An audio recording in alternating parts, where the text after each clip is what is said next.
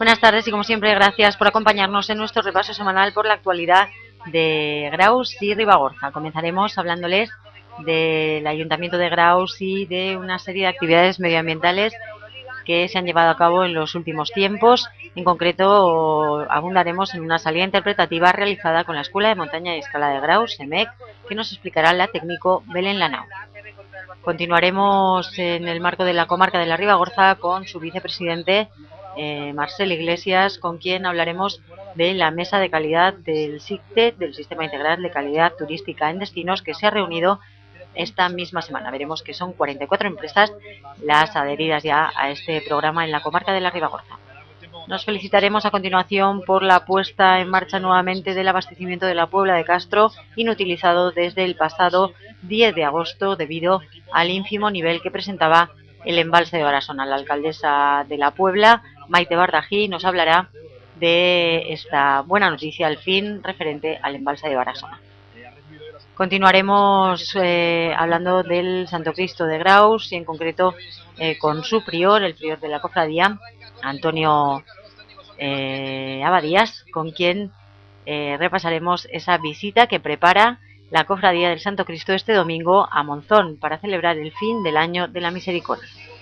Continuaremos con la exposición Señales que pueden visitar durante este mes de noviembre en Espacio Pirineos y que se suma a otras dos que ya se inauguraron la pasada semana en el centro. Se lo avanzaremos en el capítulo de Agenda, donde también les hablaremos de ese concierto de la banda de la Asociación Cultural Gradense en honor a Luisón de Fierro. Y como es habitual, les acercaremos el cine en la Sala Salamero para este fin de semana. El capítulo deportivo nos vuelve a traer fútbol de la mano del Club de Fútbol Graus y en este caso con los juveniles. Ellos nos hablarán de cómo está yendo el Club de Fútbol Graus en las distintas categorías, pero también nos darán la oportunidad de conocerlos un poco más y de saber cómo está funcionando la categoría juvenil en esta temporada. Terminaremos el programa con Carlos Bravo, presidente del Centro Excursionista de la Ribagorza, quien nos hablará de las actividades que han realizado en los últimos tiempos y nos avanzará las siguientes, sobre todo esta con comida del próximo día 20 de noviembre por el GR19. Como siempre, mucho que contar, así que comenzamos ya.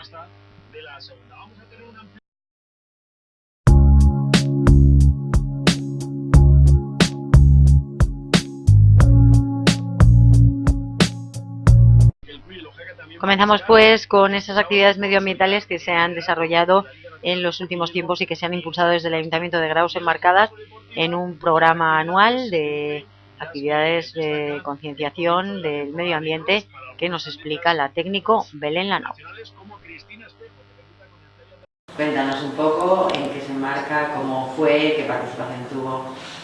Pues el pasado domingo 30 de octubre hicimos un recorrido interpretativo por las inmediaciones de Graus, recorrido interpretativo de la flora. Aprovechando la explosión de colorido que en estas épocas del año tenemos en las inmediaciones, pues decidimos salir al campo para que los vecinos pudieran conocer, pues lo que digo, toda la variedad de flora que tenemos en nuestro territorio. Contamos con Jorge Valero, que fue el técnico que organizó la actividad desde la EMEG. Y bueno, al iniciar el recorrido nos repartieron una hojita como esta, en la que aparecían las imágenes de las principales especies arbóreas y arbustivas que nos íbamos a encontrar por el recorrido. Entonces lo que consistió fue que Jorge, cuando íbamos encontrando las especies que aparecen en las imágenes, pues se paraba, nos explicaba pues las características de la planta, con cuál la podíamos confundir, por qué estaba allí, qué necesidades tenía, si era de hoja caduca, todas esas cosas. El recorrido en un principio fue planteado para hacerse con niños, aunque la verdad que tuvimos más público adulto que infantil, pero la jornada estuvo muy bien. ¿Cuántos fuisteis y dónde fuimos? Bueno, estaba limitado a 40 personas y se llegaron a cubrir todas las plazas. No, la organización de la actividad tampoco era para hacerse con más público, con lo cual con 40 plazas se pararon las inscripciones. El recorrido partimos desde la Plaza Mayor, fuimos por la zona de las Huertas hasta cruzar la pasarela de Elisávena, subimos hasta la ermita de San Bartolomé y luego nos cruzamos a la pista de Porta Hispana y bajamos hasta el puente de Graus y ya otra vez retornamos a la plaza. Fue un recorrido, pues la verdad que entre parar y describir las especies y todo se prolongó pues desde las 10:30 hasta las 2:30 aproximadamente. Sí, paramos un ratito a almorzar en la ermita de San Bartolomé y estuvo muy bien. El mes de octubre luego también hicimos otras actividades en el colegio y en la escuela infantil Ninins. Fueron 2 viernes, el primero fue el viernes 21, que tuvimos una actividad con los alumnos del colegio, y el jueves 28 realizamos la actividad con los alumnos de la escuela infantil. A veces nos encontramos la problemática de que las calles no siempre están todo lo limpias que deberían. Sobre todo muchas veces por el tema de los excrementos de los perros y esas cosas. Entonces pensamos en hacer algo para intentar concienciar a la población de que esas calles tenían que estar más limpias. Pensamos si lo dirigíamos a público adulto, a personas adultas o a público infantil. Entonces llegamos a la conclusión de que si lo dirigíamos a los niños, primero los niños son el futuro, entonces son ellos los que el día de mañana se tienen que hacer cargo de que esas calles estén limpias. Y luego también es que los niños son un gran vector de información hacia sus familias y hacia pues, las personas adultas que ellos conocen. Por tanto, decidimos enfocarlo al público infantil y que otras veces en temas de sensibilización ambiental pues, nos ha funcionado. Entonces, fue por eso. Estas actividades se han realizado en octubre, pero están encuadradas dentro de un calendario de actividades que este año la verdad que ha sido muy variado y actividades relacionadas con temática de sensibilización ambiental y conocimiento del entorno, protección de nuestro medio, inculcar conductas cívicas. Pues hemos tenido muchas actividades, desde el homenaje a Joaquín Costa, que se realizó en febrero en el colegio. Este año también hicimos el Día del Árbol, con una plantación de tilos y fresnos, 40 ejemplares en el merendero de las Ventas de Santa Lucía. Luego tuvimos también el aula en bici, como todos los años, en mayo. Tuvimos las jornadas de movilidad sostenible, que este año las adelantamos, en vez de ser en septiembre, las hicimos en el mes de junio por temas de organización. Tuvimos la caravana del clima, que nos visitó este año por primera vez, así que bueno, creo que hemos hecho muchas actividades de sensibilización ambiental y bueno, estas... ¿Se han cumplido los objetivos? ¿Estáis satisfechos con la respuesta? Sí, la verdad que cada vez tenemos más público, tanto el Día del Árbol, que pues también participaron muchos niños, la Semana de la Movilidad Sostenible también es una actividad que cada vez atrae a más, sobre todo es un público familiar, familias con niños, pero pues sí, vamos viendo respuesta positiva. Y supongo que ya tenéis la agenda lista. ¿Cuál es la siguiente cita dentro de estas actividades de concienciación? Pues de momento creo que de aquí a final de año no vamos a realizar ninguna más, pero las temperaturas invitan a estar. Exactamente, pero ya supongo que retomaremos en febrero otra vez con el homenaje a Joaquín Costa, como hacemos todos los años, y ya de allí pues suma y sigue. Pues ya nos irás contando. Muchísimas gracias. Un total de 44 empresas y establecimientos turísticos ribaorzanos renuevan el distintivo de calidad turística del Sistema de Calidad Turística en Destinos SICTED que impulsa la Secretaría de Estado de Turismo. Así lo certificó esta semana la mesa de calidad reunida en la sede comarcal en Casa Heredia, donde además de constatar la evaluación de estas empresas, se dio cuenta del interés de otras nuevas, sobre todo hoteles y casas rurales, de sumarse en la próxima campaña. Así lo explicaba el vicepresidente comarcal, Marcelo Iglesias.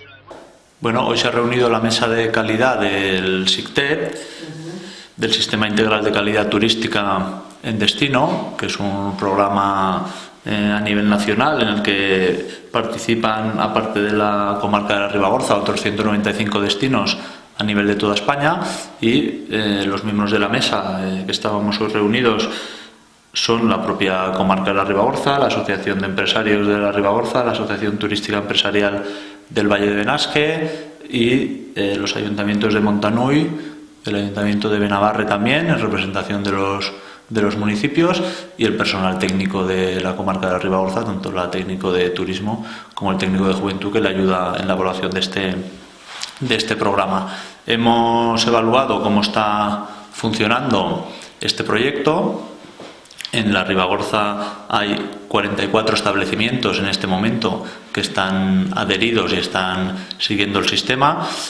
Porque se entienda un poco el sistema de calidad turística, se trabaja con todo tipo de establecimientos que tienen que ver con el sector turístico, no solo alojamientos, sino también las propias oficinas de turismo, también los taxis, empresas de turismo activo, el propio Parque Natural Poses Maladeta, todas las empresas que tienen que ver con el sector turístico pueden formar parte. Entonces, lo que se trata, la comarca de la Ribagorza lo que intenta con este programa es dar una herramienta útil a los empresarios del sector turístico para que puedan mejorar su trabajo, que puedan mejorar tanto internamente en sus empresas como externamente de cara al público.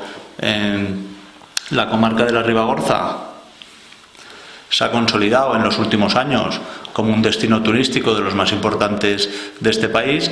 Nosotros tenemos, y es bastante evidente, un territorio fantástico. El Pirineo es una marca que atrae a muchas personas, pero también es cierto que tenemos un sector turístico muy pujante y con muchas ganas de que esos visitantes tengan una experiencia maravillosa cuando vienen aquí. Nosotros simplemente ponemos a disposición de ese sector turístico las herramientas necesarias para que los clientes se vayan con un grado de satisfacción muy alto y vuelvan a repetir.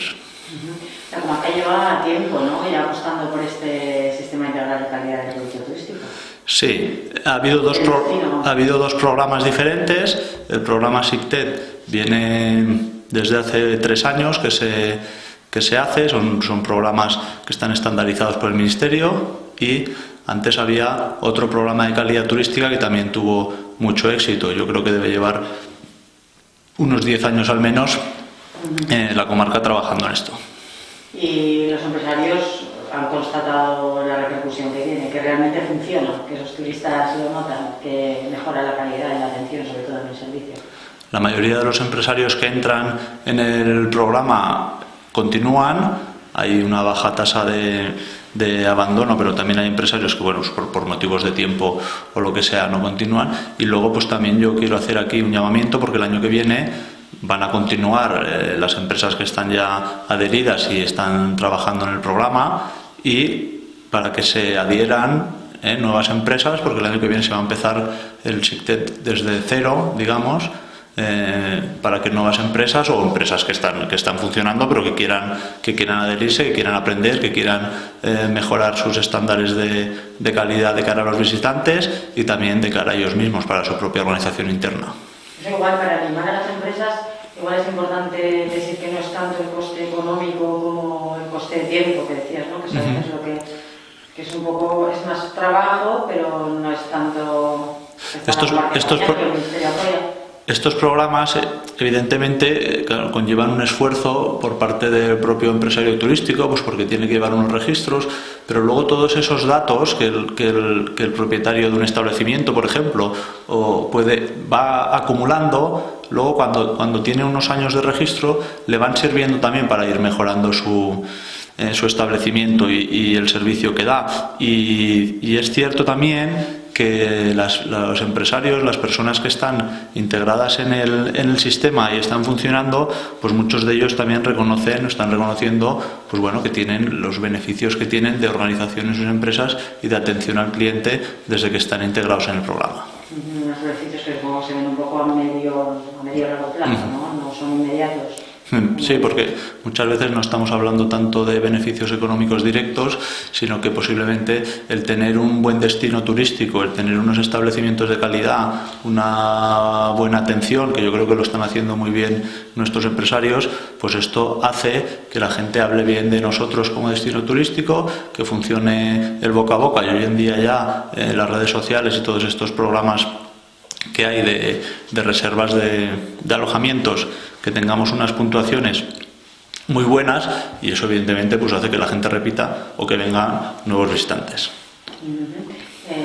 La parte turística desde la comarca, pese a que está todo con recortes y demás, se sigue trabajando y es una de las partes importantes, ¿no? Uno de los sectores por los que se apuesta desde la comarca.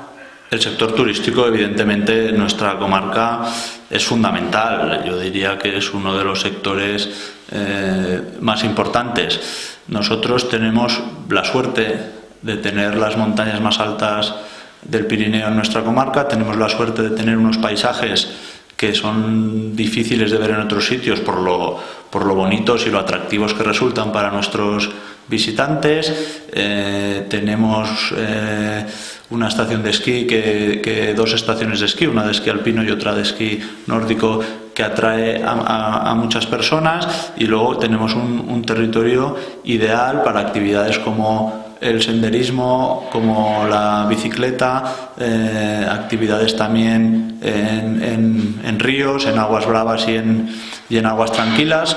Y yo creo que todo ese territorio, todo ese potencial que tenemos, pues se está sabiendo aprovechar por parte de las personas, de los ribagorzanos que se han lanzado a montar empresas de aventura, a montar alojamientos turísticos, todo tipo de empresas relacionadas con el turismo, y realmente se ha convertido ya, hoy en día, la Ribagorza es uno de los destinos turísticos más importantes de este país.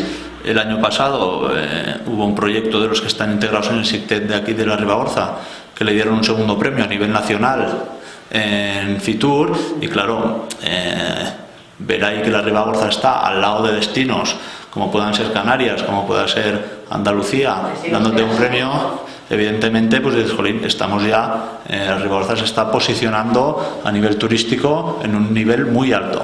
La estación también le está ayudando. De hecho, hoy conocíamos un nuevo galardón que han recibido de la revista Nevasport, que realizó encuestas a los esquiadores en los últimos meses, desde abril hasta varios meses de este año, y ha sido la ganadora.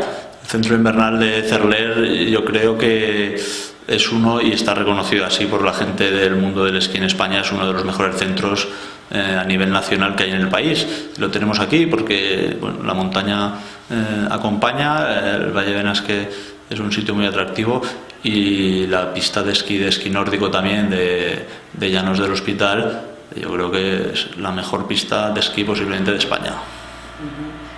Nada, seguir trabajando desde la comarca un poco eso, ¿no? Ese apoyo, ese arropar a estas empresas que se han lanzado, y ahí está detrás, ¿no? Empujando a esos empresarios que arriesgan. Sí, claro. Nosotros lo único que podemos hacer, al final lo importante son los empresarios, pero bueno, pues poner nuestro pequeño grano en la arena, y en este caso pues darles, aparte de hacer promoción de la comarca, que también, pues darles también estas herramientas que puedan ser útiles para ir mejorando día a día en su labor. Perfecto, muchas gracias. Muchas gracias a ustedes. Las precipitaciones de las últimas semanas han permitido que la Puebla de Castro haya vuelto a abastecerse a través de la captación situada en el embalse de Barasona, inutilizada a principios de agosto por el bajísimo nivel del pantano. La alcaldesa Maite Bardají confirmó que los camiones cisterna habilitados por la Confederación Hidrográfica del Ebro y que llenaban hasta ahora la balsa de abastecimiento dejaron de funcionar el pasado viernes, ya que el nivel de Barasona permitió retomar el abastecimiento habitual en el embalse. Así nos lo explicaba Maite Bardají. Bueno, pues la verdad es que sí, que por fin, desde el día 10 de agosto que nos quedamos sin nivel suficiente en el pantano para poder captar de la subida de agua al municipio, pues el viernes pasado ya empezamos a normalizar el abastecimiento. Si bien como el fin de semana llovió mucho y subía el agua muy turbia, pues no forzamos demasiado por ser el comienzo, pero bueno, durante toda esta semana ya se ha estado subiendo agua de forma normal y despedimos a los camiones. Sí, se echan de menos, ¿no? Sí, y sobre todo coincidiendo con la época que ha coincidido con todo el arreglo de la calle de Graus, pues bueno, pues los camiones, yo entiendo eso, que de alguna manera dificultaban la circulación. Pues eso, desde el viernes ya no tenemos los camiones cisterna y el Ayuntamiento de La Puebla y los vecinos de La Puebla pues nos abastecemos de forma autónoma. ¿Habéis aprovechado, haciendo de la necesidad virtud, este bajo nivel del mar y esta inhabilitación temporal de las bombas para mejorar ese sistema? Sí, a ver, el sistema de captación el año pasado ya tuvimos que hacer en el momento que bajó el pantano, porque hay que recordar que tenemos una captación de agua, que cuando hay agua en el pantano no podemos acceder a ella. Y cuando no hay agua en el pantano, o sea, cuando baja bastante el nivel, tampoco podemos acceder, con lo cual, pues bueno, pues eso ya demuestra que hay algo que no está bien diseñado, ¿vale? Entonces, aprovechando este momento, el año pasado también en el momento bajo tuvimos que sustituir una de las bombas y este año estaba funcionando en la captación inicial tenía 2 bombas gemelas. Entonces, una de ellas se estropeó y en el proceso de intentar retirarla se cayó al fondo del pantano. Este año la hemos, como ha bajado tantísimo, hemos podido recuperar esa bomba, pero ya no se ha podido arreglar, con lo cual hemos tenido que adquirir una nueva bomba. Hemos montado por fuera de lo que era el lado esa nueva bomba para intentar y además esta bomba es un poquito más larga y más perpendicular para garantizar que tardemos más tiempo en quedarnos sin poder coger agua del pantano, y entonces hemos acondicionado un poquito toda la captación. Todavía quedan cosas por hacer, como reforzar la escollera en la que se apoyan estas bombas, y eso esperamos que en la siguiente bajada del año que viene podamos llevarlo a cabo, pero necesitaremos ayuda económica. Pero bueno, de momento, como dicen, está funcionando bien. Sí. Y aún así se cuenta con ese compromiso de hacer una cercana a la presa para evitar que se vuelva a repetir esta situación. Esto es, sí. Y tanto. A ver, independientemente de que ahora pues respiramos ya tranquilos, porque la situación que se ha producido durante el verano, la verdad es que ha sido como muy angustiosa, porque pues bueno, pues si bien había agua en la balsa de abastecimiento que ha permitido, cuando no cubrían los camiones cisterna, pues a través de la balsa poder seguir abasteciendo al pueblo, el hecho de que ahora esta situación se haya normalizado no quiere decir que ya nos olvidemos. De hecho, como bien sabes, pues se ha creado la Comisión de Barasona, donde está representado también el Ayuntamiento de Graus y la Asociación de la Comarca y la Asociación de Empresarios. Entonces se tiene que seguir luchando. Si bien el compromiso de Confederación, tanto en la reunión que mantuve con el presidente de Confederación como más tarde en la Junta de Explotación, el planteamiento que hacían era que de cara al 2017 plantear una nueva captación, que sería una captación auxiliar más cerca de la presa del pantano. Esto implicaría que en los momentos de la bajada de nivel, que esperemos y que no sea en el mes de agosto por todo lo que ha supuesto, pues en los momentos ya pues más de cara a finales de septiembre o octubre, que se deja, o sea, que baje mucho el nivel del pantano, podamos seguir captando desde esa nueva captación. Hablabas de esa comisión que tomó algunas determinaciones en su última reunión de la pasada semana y que algunas se materializarán ya. Por ejemplo, la moción que se presentará en el Consejo Comarcal. El Consejo Comarcal del próximo jueves, que se adelanta además, ¿no? Sí, se adelanta por temas de plazos con las ordenanzas fiscales, para cumplir con todos los plazos de... Aquí como alcaldesa nos sí, aprovechamos. vale. Sí, pues se adelanta por el tema de garantizar los plazos que hay de exposición pública con las ordenanzas. Y eso, en esa moción que irá a este pleno se hablará del abastecimiento de las personas, pero por supuesto entre otros temas. Sí, se habla siempre en esta moción, primero hace referencia, o sea, por orden de prioridades se planteaba lo prioritario el abastecimiento, pero no tenemos que olvidarnos de una parte muy importante que económicamente ha repercutido de forma muy negativa en nuestro territorio. Al final, el tema de que la lámina del pantano no se garantice ha implicado unas pérdidas económicas para los que directamente están trabajando trabajando en el pantano, pero también para otras empresas que indirectamente se benefician de todo el montón de gente y de turistas que llegan a nuestro municipio. Entonces, el planteamiento en esta moción es seguir luchando porque se pueda garantizar esa lámina de agua en la que, pues, a través de la cual pues, se permita el desarrollo de otro tipo de actividades. Eso unido a la solicitud que la presidenta ha hecho al presidente de los regantes del canal. Y unido a que con Confederación tenemos que seguir hablando por la preocupación que también tenemos los dos ayuntamientos fundamentalmente, pero también los empresarios, por todo el tema del mejillón cebra.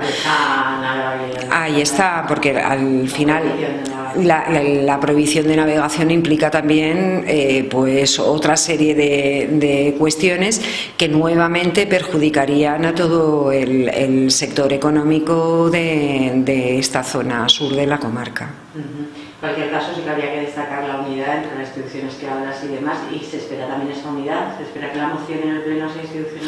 Yo entiendo que sí, porque están representados, porque al final en este tema yo pienso que todos los partidos han sido solidarios con el problema independientemente y al final eso beneficia a todos. Entonces, pues entiendo que lo lógico es que la moción sea institucional. Ya nos lo contarás. En cualquier caso, en la Puebla de Castro, solucionados estos problemas, se sigue con nuevas proyectos, proponiendo actividades a las que se invita o en las que participa el resto de la comarca y muchísimos vecinos de Arauz también, ¿no? Sí. Cuéntanos un poco, porque están ahí ya. Sí, estamos allí. Normalmente en la Puebla el mes de noviembre es un mes como bastante completito. Lo más inmediato es que 30 vecinos de la Puebla nos vamos a Montilla el día 19 y el día 20 a recoger una reliquia. A Montilla, que está, podemos decir... En Córdoba. En Córdoba, ¿vale? Eso es. Montilla está en Córdoba, es una ciudad, para ellos es un pueblo, para nosotros es una ciudad de unos 25.000 habitantes y entonces pues eso, bajamos a Montilla porque en la iglesia parroquial de la Puebla había una reliquia de San Francisco Solano. Entonces formaba parte de todo el inventario que tenía la parroquia y a través del blog que está gestionado por uno de los informadores turísticos locales, que ya sabéis que en la Puebla tenemos un grupo de voluntarios que son informadores turísticos locales que muestran todo nuestro patrimonio y al que desde el ayuntamiento como representante del municipio me siento súper orgullosa de ellos y del trabajo que están haciendo. Pues a través de eso en Montilla, que el patrono que tiene una devoción especial por San Francisco Solano, pues vinieron a ver la reliquia y de hecho en julio, coincidiendo con el año jubilar de la Misericordia, pues vinieron un representante del obispado a recoger esa reliquia. La han tenido desde principios de julio, desde el día 3 de julio, y la recogeríamos el día 19 y 20 en Montilla. Entonces han preparado allí toda una recepción, se ha estado en contacto con el alcalde, está pues la devoción que en ese municipio tienen por el santo ha hecho que pues los municipios de la Puebla con 400 habitantes y Montilla con 25.000 pues se haya establecido unos lazos de fraternidad y han preparado una serie de actos, algunos religiosos, otros también institucionales. Tenemos la recepción institucional el sábado a última hora de la tarde, pues iremos a ver la mezquita y eso, vamos un total de 30 personas del municipio, que yo creo que está muy bien. Entonces ese sería el fin de semana del 19 y el 20. El día 25, el viernes 25 por la tarde, inauguramos el parque. Hemos hecho unas obras gracias a subvenciones de la Diputación Provincial dentro del plan de obras. El parque, que ya estaba como estaba cuando yo era pequeña, pues pensamos, lo llevábamos en el programa electoral y al final, pues eso, gracias a la ayuda de Diputación hemos conseguido realizar la obra y hemos hecho pues una remodelación absoluta del parque para que pueda ser aprovechado por todos los vecinos, tanto los niños como los jóvenes como los mayores, porque también hacemos una parte de gerontoparque para las personas mayores. Entonces pensamos inaugurarlos el día 25 porque el día 26 tenemos la Feria Artesanal de San Román, que la organiza la Asociación Cultural de La Puebla. Como ves, tenemos mucho movimiento ciudadano que nos ayuda a sacar adelante todas las cosas. Entonces se hace la Feria Artesanal de San Román, que además este año hay un pasacalles por la mañana de los titiriteros de Binefar. ¿Vale? Que hemos tenido subvención tanto de comarca como de la Diputación Provincial para que pudieran venir, y coincidiendo con la Feria de San Román hacemos la fiesta de tercera edad también ese mismo día, con que después habrá baile y todo lo demás. Y para organizar también la fiesta de tercera edad hemos contado con la colaboración de la Asociación de Tercera Edad de aquí, de Graus. Sí, que pueden ir además ahora mismo, ¿no? Sí, la verdad es que sí, que siempre van viniendo. Con que tenemos un mes de noviembre completito. Por lo menos con agua. Eso es, con agua, con más tranquilidad, y ahora ya nos podemos dedicar a otras cosas. Eso hay que hacer, eso es lo que tendría que haber sido desde el principio, y tanto que sí. Pues a disfrutarlo y gracias. Gracias a ti.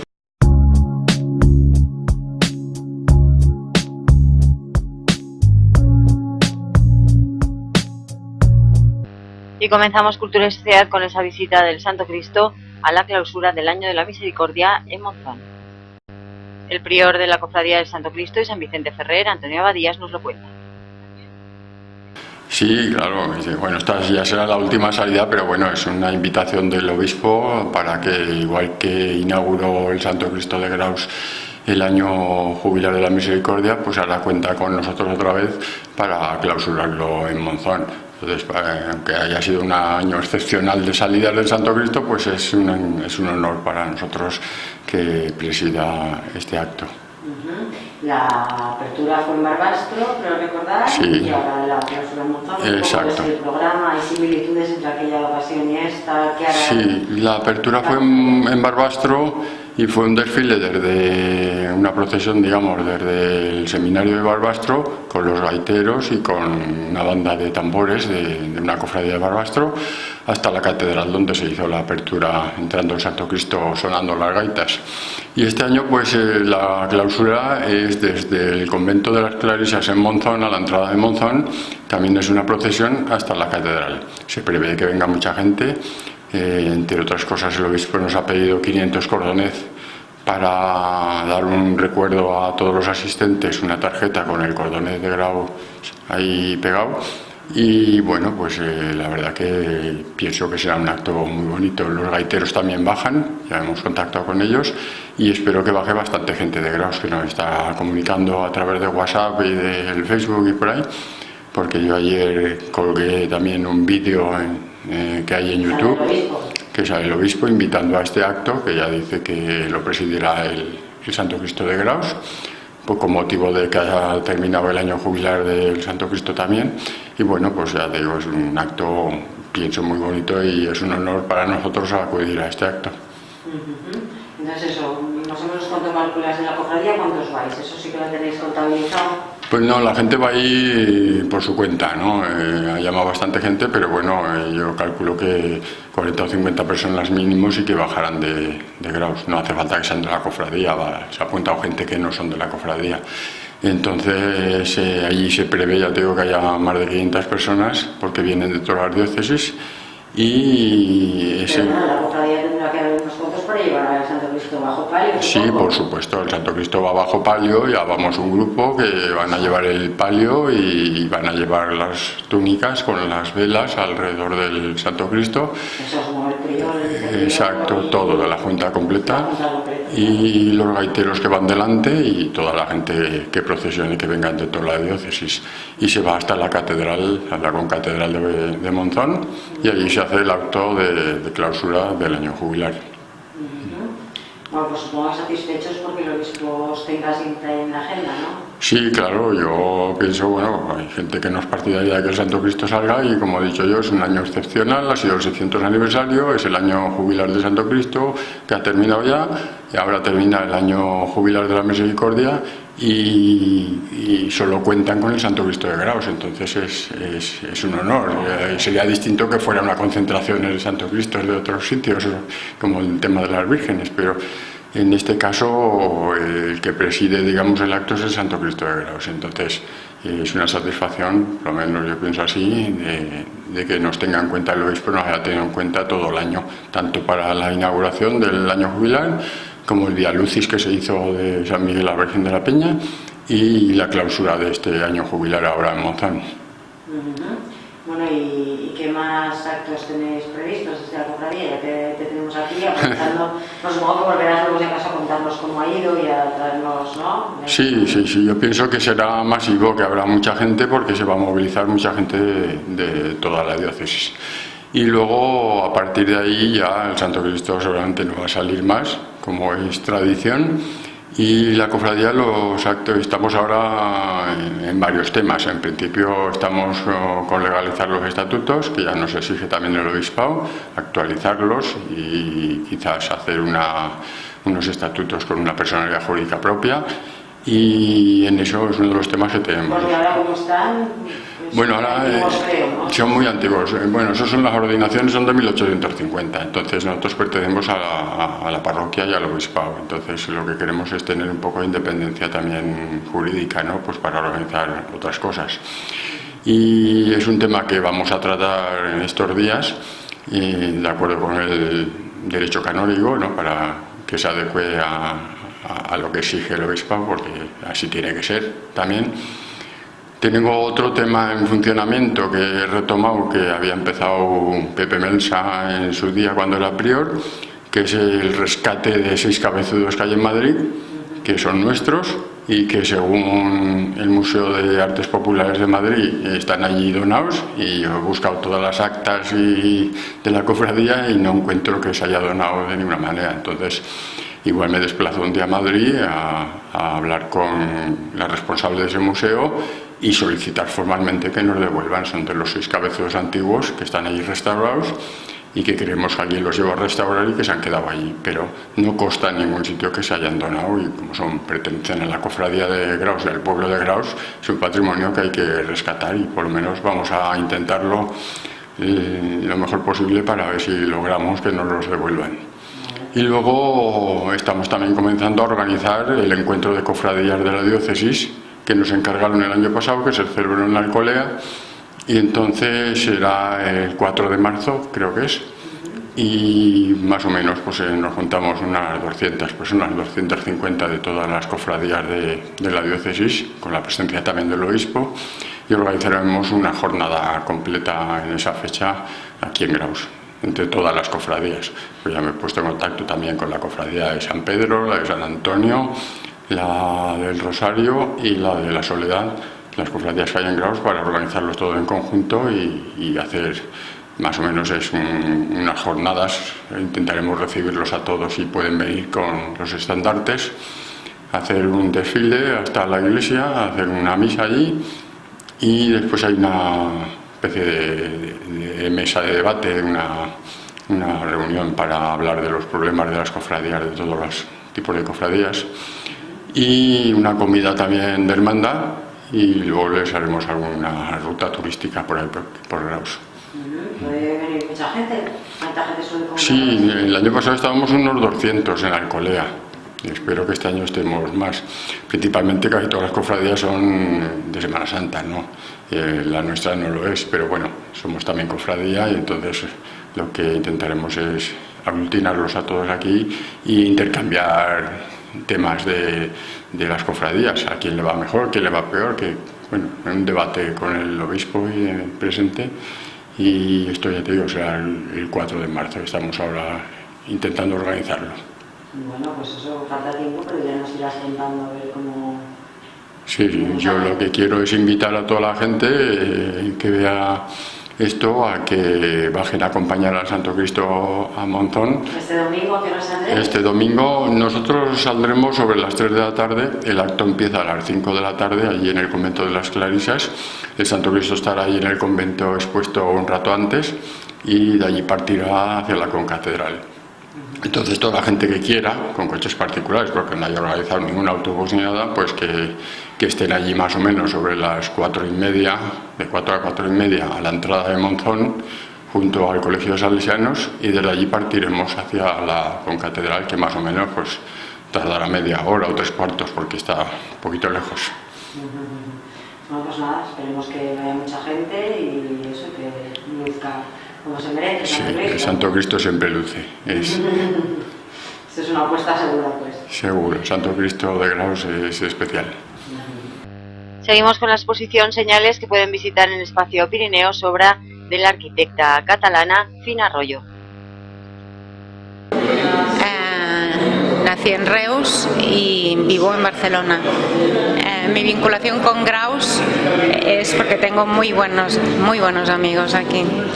Entonces, la exposición... ¿Te parece adecuada? Esta sala, la verdad es que me parece muy adecuada. Pensamos que teníamos que encontrar un lugar aquí en Graus para poder exponer. Entonces vinimos aquí al Centro Espacio Pirineos y con mi amiga Pili Piedra tuvimos la oportunidad de hacer el enlace y ha sido fantástico, vaya. Entonces, lo que os muestro es un pequeño relato. La verdad es que es un relato que a mí me ha servido para disfrutarlo y pienso que estas cosas uno tiene que disfrutarlas. Este pequeño relato viene un poco de mi insistencia, de mi profesión, pues soy arquitecto, de mirar y observar. Entonces, este mirar y observar siempre desencadena en fijarse mucho en las cosas. Entonces, la oportunidad de andar por los caminos hace que observes. Entonces, a partir de esta observación, lo que empecé a hacer es, con técnica de acuarela, empezar a hacer pequeños fragmentos de naturaleza. Yo le llamo retratos o recortes de paisaje, porque para mí el paisaje es algo como muy especial, no es solo algo natural, sino que hay una parte antrópica muy importante. Y por tanto la exposición empieza con estos 3 primeros lienzos que pertenecen a 3 fragmentos de naturaleza propiamente. Pero llegó un momento en el que en el andar del trabajo empezaron a aparecer señales, y estas señales son las que se muestran en la segunda parte de la exposición. Las señales que las encontramos siempre en los caminos, lo que nos hacen es guiarnos y nos ayudan a pasar estos caminos.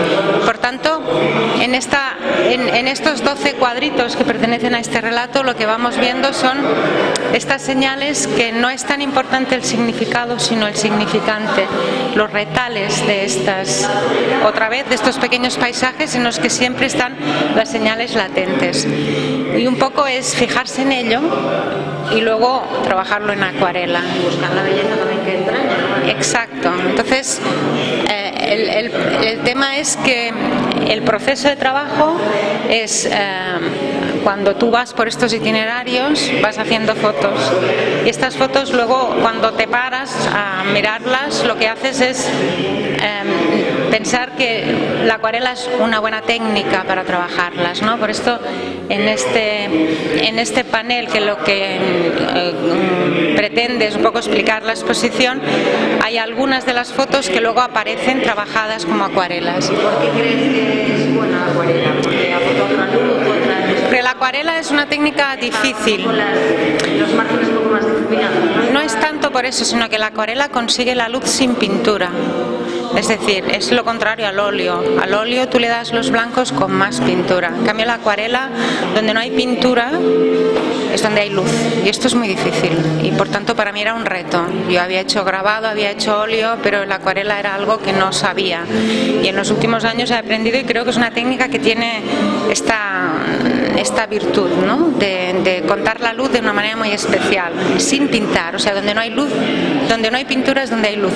Esto es lo interesante, ¿no? Y luego vas un poco a lo que parece así, la sencillez. Quizás sí, sea la sencillez, lo sencillo es lo más difícil en cualquier caso, pero sí, lo que se pretende es coger estos fragmentos y a partir de agruparlos por medio de familias, porque hay 4 familias expuestas, cada una de las familias están trabajadas un poco con una música un poco diferente, pero en realidad si la sinfonía es la misma, pero un poco el pincel ataca de una manera o de otra. Entonces hay la familia de las penumbras, de las sombras, de las grietas y hasta la última, que es la de indicios, que son las señales. Entonces, el interés de hacer esta exposición aquí, porque la idea de este relato nació en Graus. ¿Estas imágenes son de la zona? Son algunas de la zona, pero precisamente la voluntad de hacer la exposición aquí fue que la idea de esta serie nació precisamente en el itinerario que va a la iglesia de San Bartolomé. Y entonces, ¿El camino de Puerta Hispana? pues no sé cómo se llama el camino, esto quizá Pili Piedra nos ayude, pero creo que sí, o sea, es pasando el Ésera, sí, pero no por el Puerto Romano, sino pasando por cruzando la carretera que va a... Sí. Pero es el camino de Puerta Hispana, a mano derecha. Bien.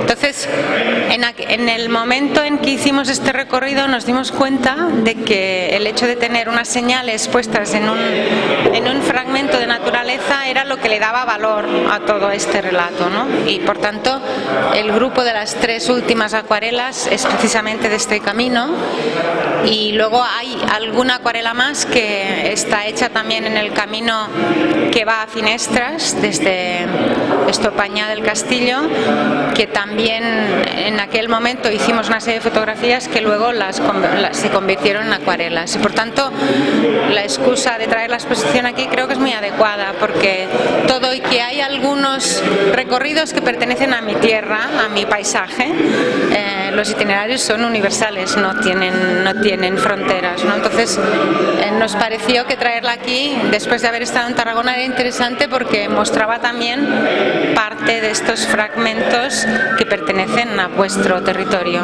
Porque dices que se estrenó por primera vez, se presentó en Tarragona. En Tarragona, sí, en el Colegio de Arquitectos. Entonces estuvo allí, y allí estaba precisamente porque había algunos de los fragmentos que eran de caminos de nuestros paisajes, de nuestros referentes, diríamos, de memoria, pero nos parecía que era interesante traerla aquí porque precisamente de aquí nació la idea, o aquí nació la idea. ¿Estás satisfecha pues con ver en la sala? Mucho, estoy muy satisfecha, sobre todo estoy muy agradecida a Centro Espacio Pirineos por su atención y delicadeza, esto en primer lugar. Y luego yo con Jorge y con Javier solo me comunicaba por mail, ¿sabes? Y la verdad es que era exquisita la comunicación, pero luego ayer y hoy se han portado con nosotros súper bien, y esta sala nos parece magnífica. Además estamos como que en familia, y esto nos parece aún más bonito. El tema de la música nos parece importante porque el que toca es mi hermano, entonces esto es lo que me parece más delicado por su parte. Perfecto, pues nada, invitar a la gente a que venga, ¿no? Eso es, a ver si la gente quiere venir y a pasarse un rato a leer un poco el Es la que hablabas de la comunicación, también vamos con una exposición, ¿no? Es como pequeño. Sí, entonces hay otro agradecimiento que le debo, que es a Conchi Girón, por haber hecho la traducción al ribagorzano del texto, que creo que así se acerca más a la gente del lugar. Perfecto. Muchísimas gracias. A ti. Que sea un éxito la música. Gracias. En el cine esta semana la película El hombre de las mil caras, que podrán ver el sábado 12 a las 22:30 horas y el domingo 13 a las 20:30 horas. Cerramos la agenda con el concierto de Santa Cecilia ofrecido por la banda de la Asociación Cultural Gradense en homenaje a Luisón de Fierro. Será este sábado a las 20 horas en el Cine Salamero.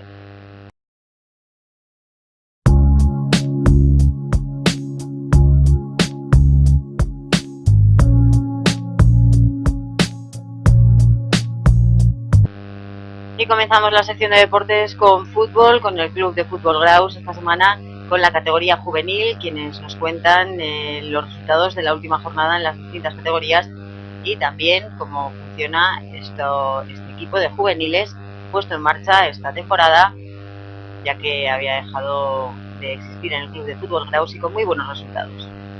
Miramos llevado 20 minutos. Se ha enterado otra vez. Que tengo aquí la clasificación, si no, no me acuerdo. Ya está, ¿lo tienes en silencio? Sí. Vale, pues los últimos partidos, o sea, la última jornada que se disputó, los 3 partidos que estaban previstos para jugarse aquí en casa como locales se tuvieron que suspender debido a la lluvia y se disputó el juvenil, que ganó 0-1 en Binefar contra el Binefar B, y el cadete, que acabó perdiendo 3-2 en Tamarite. Bueno, por lo que a nosotros nos respecta, el juvenil fue un partido bastante difícil, bastante disputado, con un rival muy duro, que en principio no son rivales que van a estar a nuestra altura, son bastante inferiores, pero nos plantearon un partido difícil y nos supieron poner, bueno.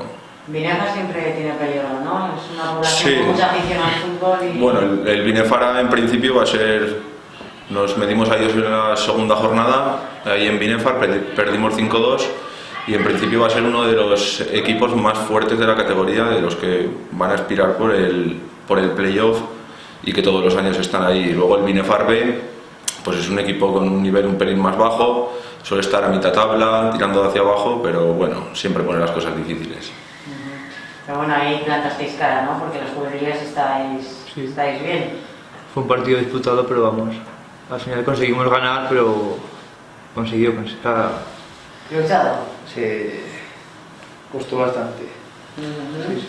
Bueno, la verdad que el inicio de temporada no nos podemos quejar, bueno, a excepción de esa derrota que hemos dicho antes por 5-2 ante el Binefar A en su campo, todo lo demás son victorias. Nos situamos terceros en la clasificación, empatados a puntos con el segundo, que es el Fraga A, que también va a ser otro de los rivales que va a estar arriba. Llevamos un partido más que ellos y estamos por encima del Barbastro. Barbastro, sí. Sí, del Barbastro, que también llevamos un partido más que ellos, ¿vale? Entonces, en esta siguiente jornada, pues por ejemplo, nosotros nos enfrentamos al Atlético Monzón aquí en Graus. Es un rival que en principio, antes de empezar la temporada, iba a ser uno de los que se iba a medir con nosotros ahí justo debajo de, digamos, los equipos A, Binefar A, Fraga A y Barbastro A.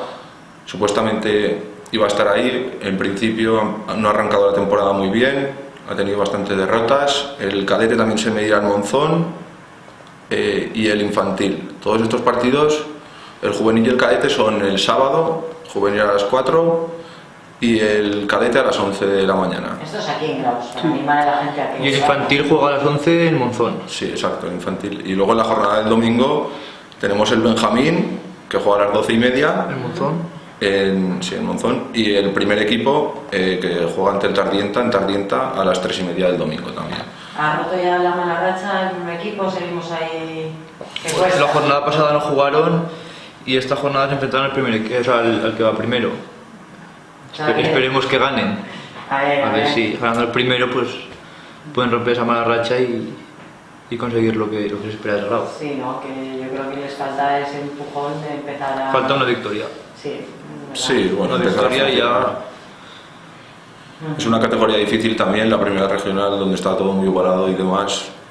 Pero bueno, hay mucha gente nueva también en el equipo del Graus, por lo tanto les está costando un pelín más arrancar, pero bueno, con confianza. Se ve que hay buen equipo y se puede sacar adelante. Bueno, como ya decimos, es la categoría difícil, pero yo creo que la conseguirán salvar finalmente. Seguro que sí. ¿Y decís que no juegan aquí, que sí que juegan aquí esta semana? No, esta semana juegan en Tardienta. Juegan en Tardienta, vale. Sí, los únicos partidos que tenemos en Graus son el cadete el sábado a las 11 y el juvenil el sábado a las 4, me parece, ¿no? Sí. Venga, perfecto.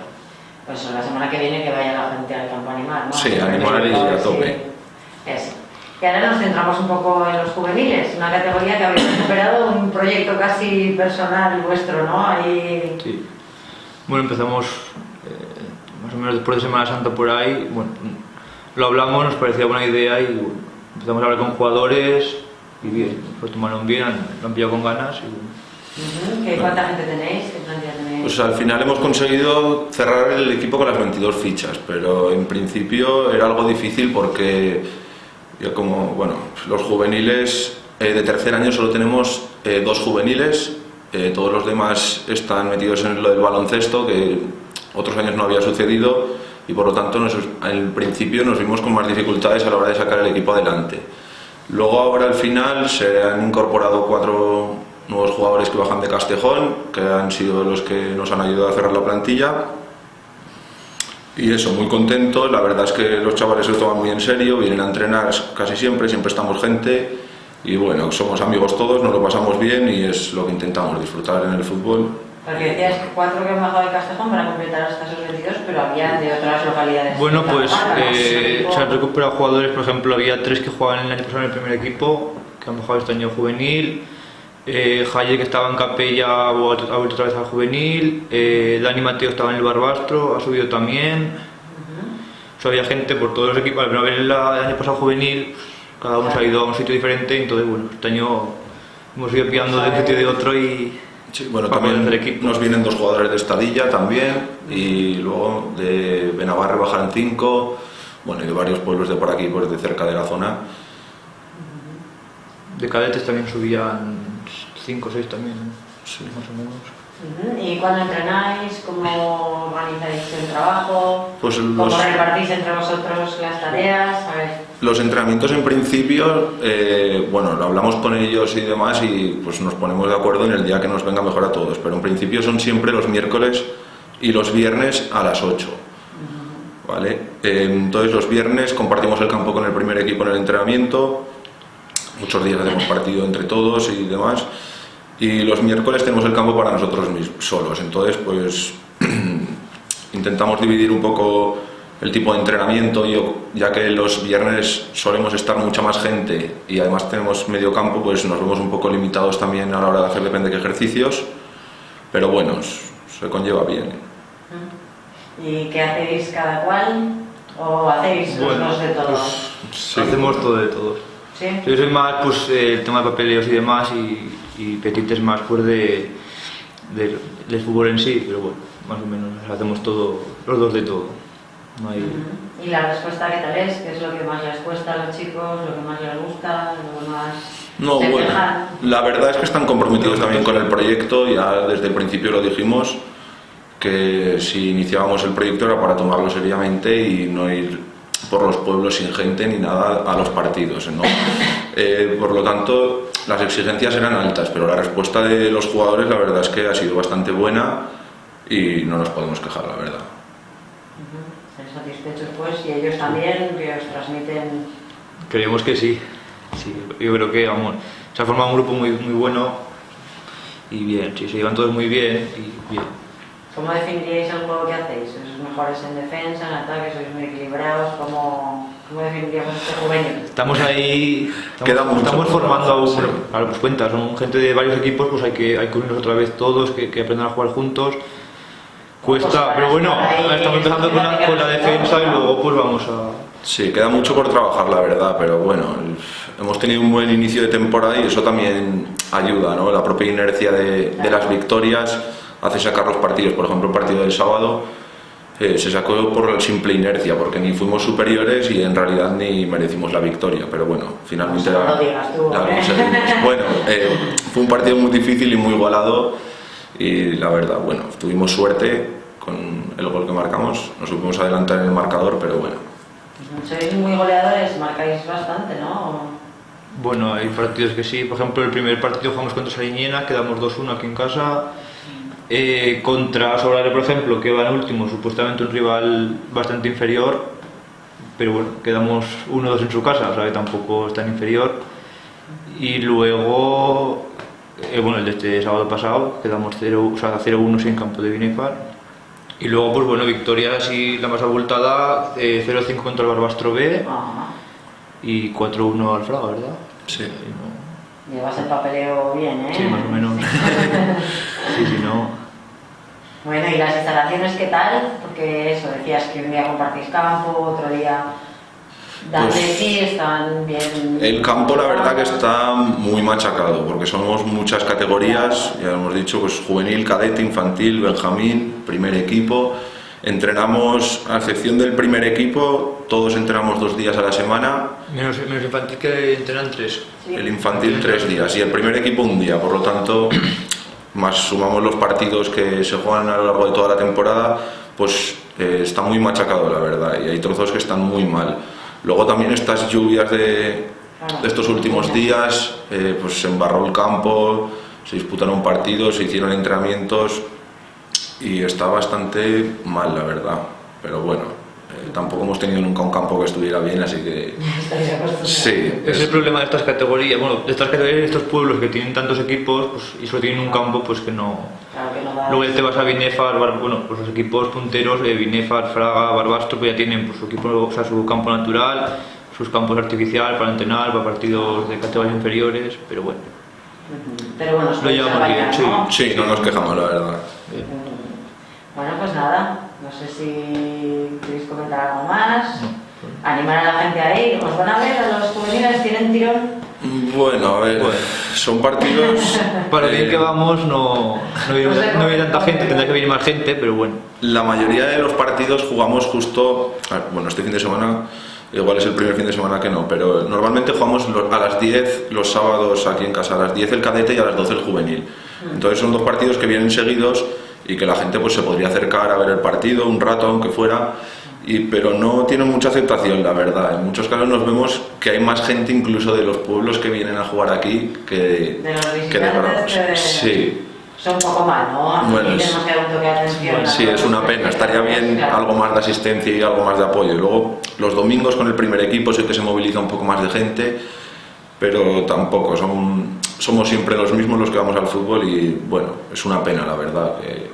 Somos todo gente de aquí del pueblo, gente que nos conocemos y que, bueno, pues no está de más que la gente venga a verlo. Siempre se agradece, la verdad. Pues a ver si se animan. Ahí queda ese toque de atención. Eso es, que vengan para el campo. Eso, y a vosotros enhorabuena. Ya sabéis. Muchas gracias. Venga, mantenerse en tercer puesto o subir. Intentaremos. A ver si mejoramos. Seguro que sí. Venga, muchísimas gracias. A ti, hasta luego. Década de los 60. El presidente del Centro Excursionista, Carlos Bravo, cierra la sección de deportes y también el programa de hoy. Como siempre, muchísimas gracias por habernos acompañado y ya saben, si lo desean, nos vemos la semana próxima a la misma hora y en el mismo lugar. Gracias de nuevo y muy buenas tardes.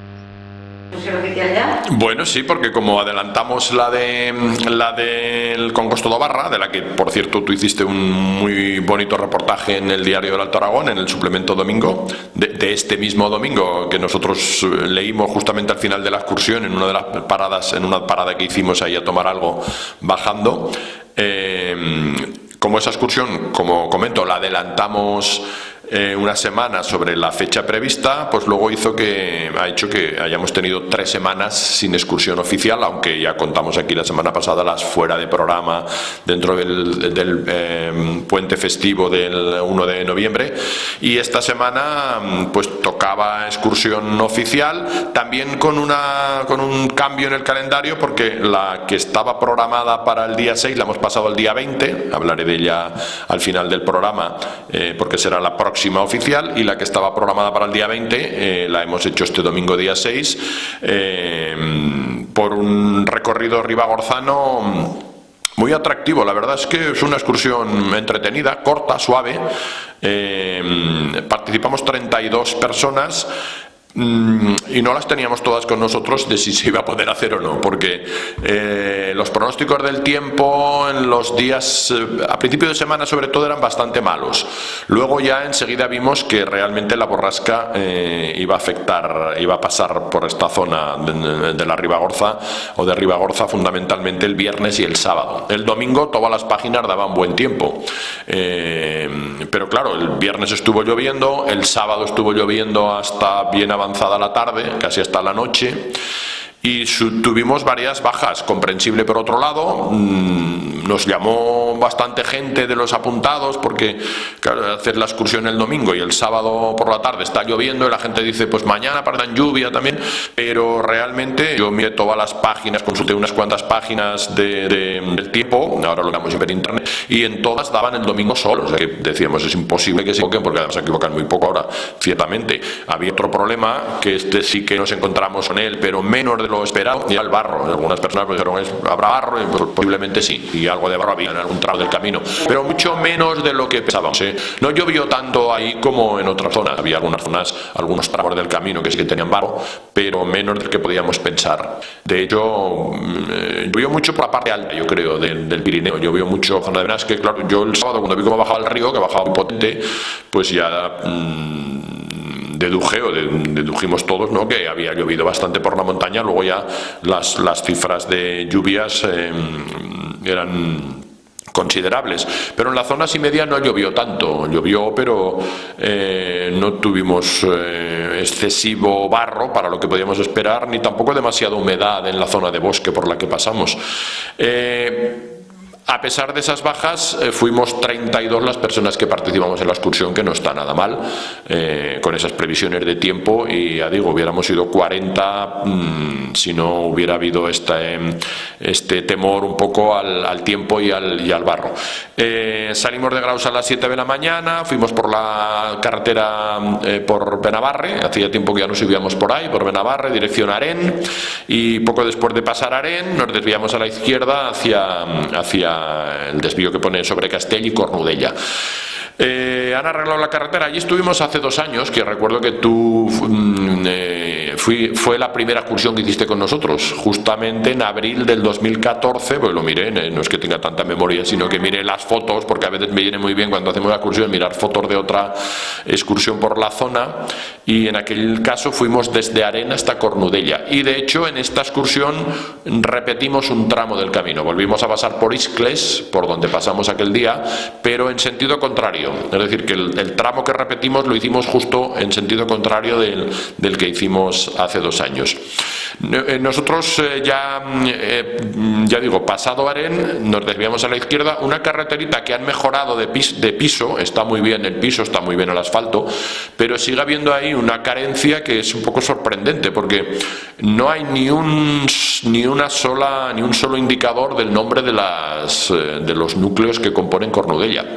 Ya nos pasó hace 2 años y la otra vez que estuvimos allí, en esta ocasión no había tanto problema, porque nuestros amigos Albert y Rosana, que eran los organizadores, que no cogieron el autobús porque ya nos esperaban allí, pues ya nos dijeron, nos esperamos en el cruce para que el autobús ya sepa dónde tiene, y el primer cruce ya nos dijeron a la izquierda, pero es que entras ahí, ni siquiera Ribera de Vall, que es el núcleo más importante de Cornudella, hay varias casas, han restaurado la iglesia, pues no hay un rótulo que ponga allí Ribera de Vall. Tú entras allí, pasas por en medio del pueblo, del núcleo prácticamente, y no hay ningún nombre, y llegas a un desvío, hay una carreterita hacia un lado, otra que sigue, y no te pone para dónde va una, para dónde va otra.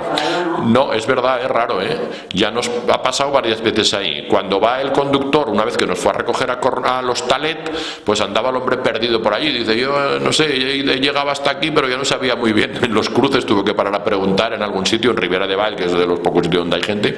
Nosotros fuimos porque Cornudella es un antiguo municipio, Cornudella de Valiera, porque el río que pasa por allí es el Valiera, que no hay que confundir con el otro Valiera que pasa por la zona viene de la zona de Castanesa, Noales, que es mucho más caudaloso. Ese Valiera es mucho más caudaloso. Hay un camping que se llama Camping Valiera, por cuando llegar a Bonanza, ese es un Valiera. Este es otro Valiera menos caudaloso, por eso Cornudella se le llama Cornudella de Valiera, Cornudella secas.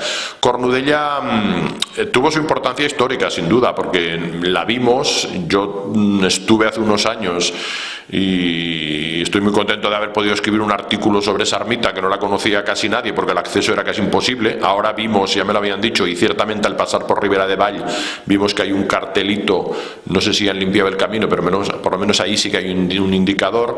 Es un sitio impresionante, San Pedro de Cornudella, una iglesia de una planta rectangular con ajedrezado jaqués, con restos de una torre en lo alto de donde estuvo el castillo de Cornudella, impresionante, y la verdad que desconocidísimo. Entre otras cosas porque es que llegar hasta allí costaba Dios y ayuda. Yo recuerdo que subí con un par de amigos y bueno, igual que jabalíes por el medio del bosque, ahí nos perdimos 2 o 3 veces.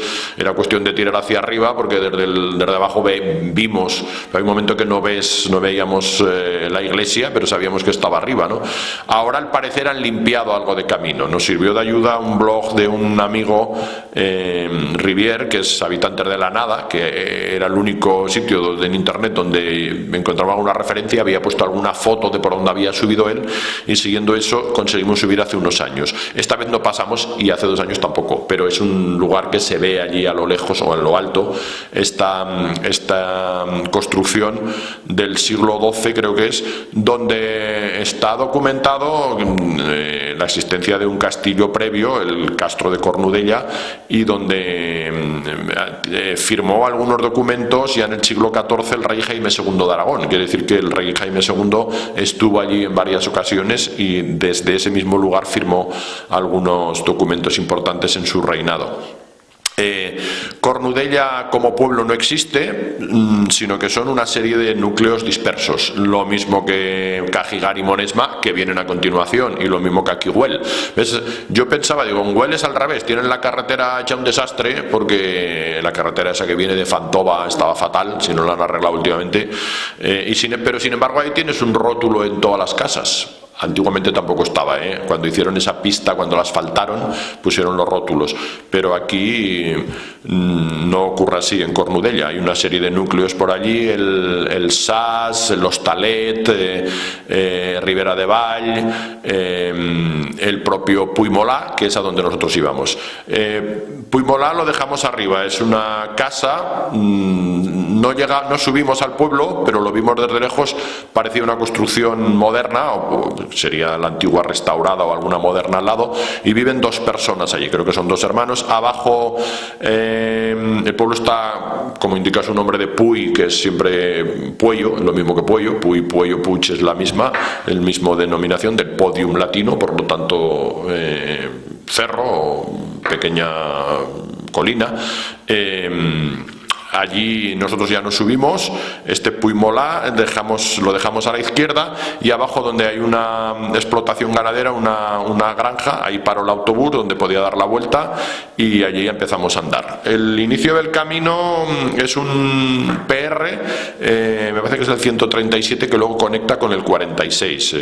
Conectamos ambos, el 46 es el que va hacia el Col de Ben, que baja luego a Serradui, o sea que viene a este lado al Valle de Elisabena. La primera zona era muy bonita, la primera parte del recorrido. Eran unos bosques de robles preciosos. Toda esa zona es muy bonita de bosques de robles. Desde luego el bosque más bonito es el de Transás, donde están los dólmenes, que es precioso. Este por el que pasamos no era tan extenso, ni tan bonito, ni tan celta, así en ese sentido de bosque casi que parece que vayan a aparecer hadas o el rey Arturo o algún gnomo. Aquí había algunos ejemplares de robles impresionantes, sobre todo uno de ellos en el que nos hicimos fotos ahí abrazándolo al lado del camino, porque nos llamó la atención y todo el mundo iba ahí a hacerse la foto en ese impresionante roble o caixigo que quedaba al lado del camino. Ese es todo el primer tramo del recorrido, es por zona de bosque de robles, caminos antiguos, era el camino que unía estas poblaciones, y en un momento conectamos ya con el PR46 creo que es, y lo cogimos justo al revés que la otra vez. En vez de subir hasta Iscles de Dal, nosotros ya bajamos a un barranquete y subimos a Iscles, por donde bajamos hace 2 años. Otra zona muy bonita de camino, porque nuevamente la entrada a Iscles es por el otro lado, que es la pista. Este es un senderete que sube por detrás, que contrasta mucho este lado del pueblo con el otro. El otro es más abierto y este es muy húmedo, muy frondoso, con mucha vegetación, mucho musgo, muy bonito, también así muy celta. Cruzamos un barranquete. Otra vez las preocupaciones, yo hablé con Albert el día anterior, claro, ellos lo habían estado preparando hacía una semana. Yo al ver cómo bajaba aquí el río sabía que había que pasar algún barranco, digo, a ver, nos encontramos ahí y teníamos ahí un poquito de preocupación. Ya vimos que no había llovido tanto y realmente los 2 barranquetes que pasamos, este era el algo más caudaloso, pasando por piedras. Ahí Albert se quedó a ayudar a la gente, pero saltando por las piedras no había ningún problema. Llegamos después de esa subida por ese camino tan bonito a Iscles o Isclies, que es la denominación en la zona, que es el Iscles o Isclies a secas, es el de abajo, porque luego más arriba hay una casa muy grandota, que es el Iscles de Dal. Eran dos núcleos, el importante es el de abajo, que se denomina Iscles a secas. Allí nos encontramos con algunos de los nuevos pobladores. La otra vez encontramos a una chica, en este caso encontramos a la misma chica con creo que su pareja y dos niños, casi bebé y otro niño. Nos dijeron que vivían allí 11 o 12 personas, más o menos fijas. Solo vimos a 4, muy amables, además conocían a algunos de nuestros participantes. Con la chica yo también la conocía porque habían estado aquí en Graus, y bueno, ahí estuvimos departiendo con ellos. Vimos la iglesia, que está en un estado ruinoso un poco peligroso. La iglesia es así de corte popular, debe ser del siglo XVIII de Iscles. Las dimensiones, los contrafuertes que tiene en las paredes laterales indican la importancia del pueblo. El pueblo tuvo su importancia en el año 1900 tenía 100 habitantes y en el año 1930 tenía 97 habitantes en las estadísticas así de los fogajes, o bueno, en este caso ya no fogajes sino censos de esa época. Indica que el pueblo tuvo su importancia en su momento, y lo indica la magnitud de la iglesia y también de algunas de las casas, ya muy arruinado casi todo. No vimos las casas donde viven estos nuevos pobladores, que quedan un poquito más al otro lado del pueblo, pero la iglesia dentro se ha hundido algo más en la techumbre. Hay un boquete ahí enorme con unas cuantas tejas que están ahí en un equilibrio muy precario. Esta frase que yo comenté allí, que alguno no sabía qué significaba, y yo digo, pues aquí se dice el tiente y no te caigas, ¿no? Es una frase muy gráfica, ¿no? Digo, cuidado que esas tejas están tiente y no te caigas. Y alguno me decía, ¿qué dices? Pues que están ahí, que se pueden caer en cualquier momento. Pues estaban ahí, se ha hundido buena parte y si no, bueno, no tiene salvación. Al caerse el tejado pues irá a pique casi toda, aunque las paredes laterales, ya digo, son muy sólidas. Ahí estuvimos haciendo el almuerzo, estuvimos ahí un rato, nos sentamos ahí al sol, el día era agradable. Iscles está a 1100 metros, sin embargo la temperatura era buena, bastante sol. Pero ya vimos que la zona de la sierra de Sis estaba con nubes bajas, estaba cubierta en lo alto de la sierra. Allí hay otro aspecto interesante, que es yo este apartado lo conozco menos, pero nuestra amiga María Jesús Murillo, que es muy aficionada a la geología, estaba en la excursión, pues nos hizo ver a un grupito que caminábamos ahí juntos, y así parece, lo he visto también en alguna guía, el interés geológico de esa zona, ¿no? Se ven muy bien los plegamientos. Hay un momento en que cuando miras Iscles hacia atrás, por la pista donde se accede, pero nosotros íbamos en sentido contrario, se ven ahí los estratos ahí curvos, como un acordeón plegada, ¿no? Se ve muy bien el plegamiento geológico, que se sitúa pues en muchos millones de años, pero que es para cualquiera estudioso de la geología es interesante, como también lo son los abundantes fósiles que hay por la zona. Ahí acogimos una pista que ya prácticamente no dejamos hasta el final. Había que subir un poquitín más hasta los 1170 metros, la subida más empinada, porque desde Iscles bajas un poquito y luego ya se sube hasta La Paul, que está a 1170 metros. En La Paula hay un pequeño refugio, allí sí que hacía frío, la verdad. Ahí justamente es el cambio de vertiente. Ahí está La Paul de Iscles y está La Paul de Cajigar. Es una zona con humedad, ahí había más barro, era el sitio donde más barro había. Paul, no sé si lo hemos dicho alguna vez, pero viene de Padulis, que significa humedad, lugar húmedo. Tenemos un montón de lugares con esta toponimia. Aparte del pueblo de Las Paules, en muchos pueblos hay alguna partida que se llama La Paul o Las Paules, en Torre del Obispo están Las Pauls o Las Paules, La Paul en la zona de Rasal, La Paul de Rasal, aquí La Paul de Iscles, La Paul de Cajigar. Este término indica lugar húmedo. De hecho, creo que la palabra paludismo, que es una deformación de paules, paludismo, provocado por los mosquitos en sitios húmedos, procede de este término latino, paules, es el germen, digamos, el origen de esta palabra. Ahí estuvimos en la paúl de Iscles muy poquito rato, porque ahí el viento era frío, bastante frío, ahí nos tuvimos que abrigar, y es una zona ya muy pelada, ya vas por lo alto de la sierra prácticamente. A la derecha quedaban las paredes ya desnudas y la zona más rocosa de la Sierra de Sis, donde está el Col de Ben y las balsas estas que hay para el ganado. Nosotros ya dejamos eso, ya cambiamos de vertiente y fuimos bajando hacia Cajigar. La excursión resultó más corta de lo previsto, la verdad es que era bastante corta, podíamos haber dado más vuelta, pero tampoco la gente estaba en un plan muy tranquilito, como teníamos un cierto temor al barro, y ya dijimos, bueno, pues llegamos a Cajigar, vemos la iglesia, estuvimos ahí en plan muy relajado. De hecho, la excursión fueron 12,5 kilómetros, nos costó 5 horas y media, pero caminamos 4 escasamente, o sea que estuvimos hora y media larga parados. Después, ahora lo explicaré, empezamos a bajar por la pista, que es el GR18, y ya llegamos a la Casa Fornó. Allí nos deparó una sorpresa. La Casa Fornó es un gran caserón. Llevábamos en la excursión a dos nativos, como se puede decir, o dos autóctonos de Cajigar, Rosana y Maxim, Rosana Santisteve y Maxim Miranda, que conocen muy bien el territorio. Entonces, este Maxim, que nos iba haciendo explicaciones, porque tiene mucho amor a Cajigar y conoce así pues el territorio al dedillo, con detalle, nos dijo, ahí hay una cueva al lado de la casa, a ver si podemos entrar. Y bueno, sí pudimos entrar. La Casa Fornó es un caserón enorme. El nombre de Casa Fornó viene de forno, realmente viene de forno, y al parecer esta casa tuvo el privilegio, la concesión exclusiva del monasterio de Alaón para la cocción o la preparación de pan para toda esta zona, o al menos para todo Cajigar. Tenía ese privilegio, y de ahí estaba el horno, y por lo tanto la Casa Fornó de horno. Por otro lado, era una casa con bastantes tierras, por lo que nos dijo Maxim. El caserón es impresionante, pero la casa también está allí con spray pintado. Yo ya había estado hacía unos años, y el peligro, advirtiendo el peligro de derrumbe.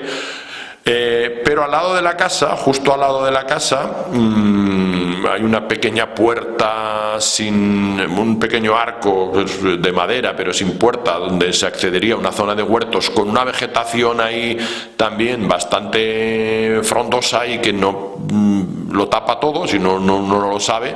Pero metiéndonos por allí, llegamos allí mismo, al lado de la casa, a una cueva muy curiosa. Hay una oquedad no demasiado profunda ni demasiado grande, pero considerable, con una surgencia de agua. Se ve allí el mismo manantial dentro, y habían hecho un lavadero dentro de ese lugar. Había un lavadero ahí que se utilizaría para lavar, claro, con el agua que sale de allí de la misma roca.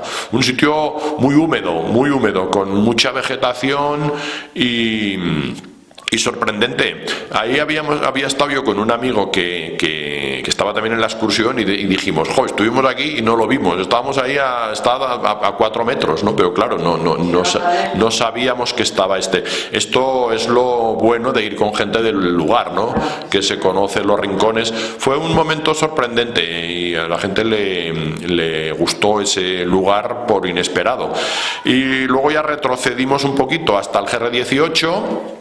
Y allí, en vez de bajar por la pista, lo que hicimos fue dar un poquito de rodeo para rodear el cerro, donde, por lo que nos dijo Maxim, aunque esto no está históricamente demasiado documentado, estaba el antiguo Cajigar. Sí que es cierto que arriba hay un lugar que se llama Puyassons, donde hay restos de una iglesia románica. Hay un pilaret, el pilaret es relativamente moderno, que se ve en lo alto del cerro. Había una piedra que decía él que si había podido ser un menhir, que le llaman la Pedra Dreta, que ahora está ya tumbada. No pasamos por ahí, Yo eso, lo he leído, me lo contó él, y el Piraret sí que le hice las fotografías porque ya nos subimos. Algunos teníamos ganas de subir, pero ya habíamos quedado para bajar al pueblo, habíamos llamado al autobús y no era cuestión de perder mucho tiempo. Este Puyasons, según algunos, es el lugar donde en su origen estuvo Cajigar. Por la ubicación del lugar es muy posible que hubiera esta iglesia, estos restos de la iglesia, que los he visto en fotografías y evidentemente son de una iglesia románica. El espacio ahí es bastante reducido, eso da que pensar que era difícil que hubiera ahí mucha población porque el espacio es pequeño, pero sí que es posible que hubiera alguna pequeña fortaleza de estas que hay en nuestra zona, realmente domina todo el valle y que, como nos decía Maxim, posteriormente, cuando ya esas ubicaciones defensivas en lo alto no eran tan necesarias, se construyera el pueblo nuevo abajo. En cualquier caso, el pueblo también es muy pequeñito, Cajigar, lo que pasa es que también tiene un hábitat muy disperso, hay un montón de casas por ahí, desde pues la casa Bonaire, la casa Matosa, la casa Estarán, la zona de San Bartolomeo o Bartomeu, como le llaman allí. Hay un montón de casas, un montón, la casa Rins, otra más con este nombre, que las hay en varios lugares, y lo mismo Monesma, está el hábitat completamente disperso, salvo esa agrupación mayor que es Cajigar o Caixiga, que es un pueblo precioso. A mí es un pueblo que me gusta mucho, tengo siempre, no sé, desde la primera vez que llegué allí, que llegué en bicicleta una vez y me gustó mucho porque es un pueblo que está a algo más de 1000 metros. Va subiendo por la carreterita esa de Monesma, pasas Castigaleu, la casa Pucharcós, eso las pasamos de bajada, y llegas allí y hay un altiplano enorme, hay un altiplano muy grande, con unas vistas del Turbón de fondo. Esas no las pudimos disfrutar, el Turbón estuvo cubierto todo el rato, no lo vimos, siempre estuvo cubierto, igual que la sierra, la parte alta, la Sierra de Besís, las nubes eran menos, pero el Turbón estuvo cubierto todo el rato, no lo vimos desde la zona de Cajigar.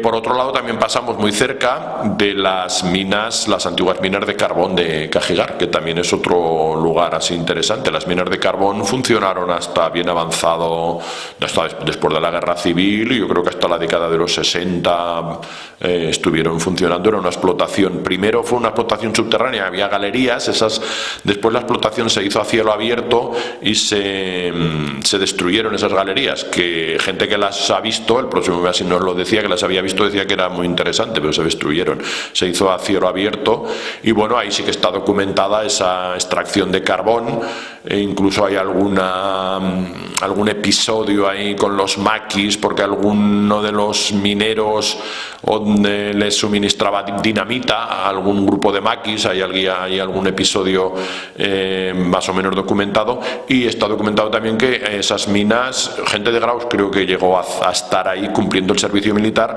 eximían de cumplir el servicio militar el trabajo en las minas en los años de la posguerra, incluso después, yo creo. Creo que hubo en algunos momentos presos políticos también trabajando allí, pero había gente que en vez de hacer el servicio militar en otra parte, que te podían mandar a África, o se podía hacer el servicio militar trabajando en las minas de Cajigar.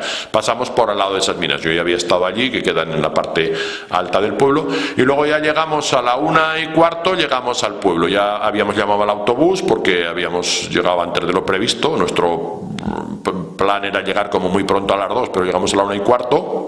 Muy agradable la excursión y muy a gusto todo el mundo. Allí hacía un solecito estupendo en Cajigar.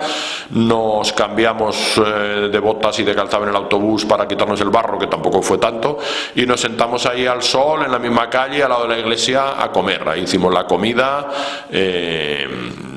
Ahí yo me comí una chireta rebozada, que es uno de los ingredientes que ya me llevo a veces en las excursiones imitándote, y luego ya Maxim nos hizo una visita comentada a la propia iglesia. Fuimos a ver la iglesia de Santa María. Ya en otra ocasión habíamos terminado una excursión en Cajigar y también vimos la iglesia. Entonces vivíamos en Luis, que murió no hace mucho, y pedíamos la llave a su cuñada, que es la casa enfrente de la iglesia. En este caso el próximo Maxim tenía llave, Y allí nos hizo una explicación que parecía que estábamos en misa, porque utilizó en el altar el propio micro, la propia megafonía de la iglesia. Nos sentamos todos en los bancos que ocupaban la iglesia completa, porque es muy pequeñita, y ahí estuvimos escuchando un poco las explicaciones de esta preciosa iglesia de Santa María de Cajigar o de la Asunción. Es una iglesia preciosa, es una iglesia románica del siglo, probablemente, bueno, hay dos fases de construcción, todos los expertos, los especialistas coinciden que hay una parte más antigua, algunos hablan posiblemente sean incluso del mismo siglo pero en dos momentos distintos, otros remontan la parte más vieja antes del siglo XII, incluso algunos hasta el siglo IX, que parece mucho remontar, y luego hay una torre muy bonita de varios cuerpos. El conjunto es precioso y esa estampa, a mí siempre, yo desde la primera vez que llegué ahí la vi, esa estampa del ábside con la torre es preciosa, vaya. Y por dentro la iglesia está muy bien cuidada, tiene dos naves laterales al lado del altar, tiene un arco ligeramente apuntado, y ahí pues nos estuvo comentando algunas cosas Maxim de esta, entre leyenda, más posiblemente leyenda que realidad, pero la tumba de Pera o Pedro el Monche, que se dice que es el constructor de la iglesia toda o de una parte. Este Pedro el Monche, cuyo sepulcro está, según se dice, en la iglesia de Cajigar, en la nave lateral izquierda mirando hacia el altar, el sepulcro está vacío, esto es seguro, porque lo han abierto, está totalmente vacío, pero se dice que allí estuvo enterrado Pera el Monche, que era un ermitaño anacoreta que estuvo viviendo, se dice, en la ermita de Sis, que también estuvimos alguna vez, la ermita de Sis, allí abajo al lado del barranco, estuvo viviendo allí, construyó esa ermita y luego de ahí, al parecer, fue a Cajigar y tuvo intervención en la construcción de la iglesia de Cajigar. Lo que haya de verdad en esto, pues ya no lo sabemos porque no está documentado en ninguna parte de manera, digamos, fehaciente, ¿no? Ahí terminó la excursión. Ya cuando terminamos la visita, pues nos bajamos con el autobús, hicimos una paradita en Las Cuarre, que es el único lugar de paso. Decíamos, ¿dónde tomamos algo? Pues hombre, en Las Cuarre no hay más sitios de camino, ¿no?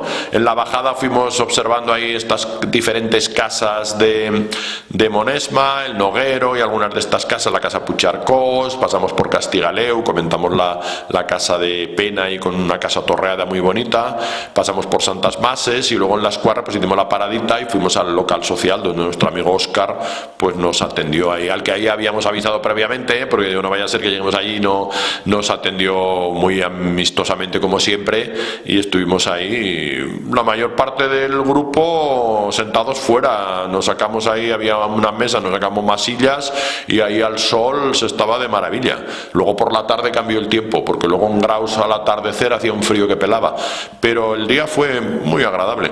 Ya digo, fueron 12 kilómetros y medio, 5 horas y media, ritmo lento, 4 escasas de andar y excursión muy suave para lo que nosotros solemos hacer, pero que también está dentro de las excursiones que a la gente le gustan mucho. Algunos decían, hombre, por fin una excursión tranquila, tal. Y vamos a hacer también más excursiones de este tipo porque generan un muy buen rollo, hablando así coloquialmente, ¿no? Y había gente nueva que se incorporó, es decir, quedan contentos con esa. Fue una excursión con mucha explicación también, y muy buen ambiente. Y luego pues te permite también aprovechar el resto del día. Con que eso fue todo lo de este domingo pasado. Y ahora tenemos ya el día 20, vamos a hacer la siguiente excursión oficial del Centro Excursionista de la Ribagorza, que es una excursión muy bonita, yo la recomiendo mucho. Esta la estuvimos preparando el año pasado y este año, pero en invierno. El invierno la hicimos en 2 veces y guardo muchas fotos de esa excursión, de esas 2 excursiones, y es muy bonita. La hicimos en 2 veces porque al ir con un solo coche fuimos mirando, pero la excursión son 15 kilómetros justo, desde Gistaín hasta Salinas de Sin. En este caso hasta el mesón de Salinas, que es donde haremos la comida después, porque la excursión son entre 5 y 6 horas tranquilamente, se puede hacer en menos, pero tranquilamente.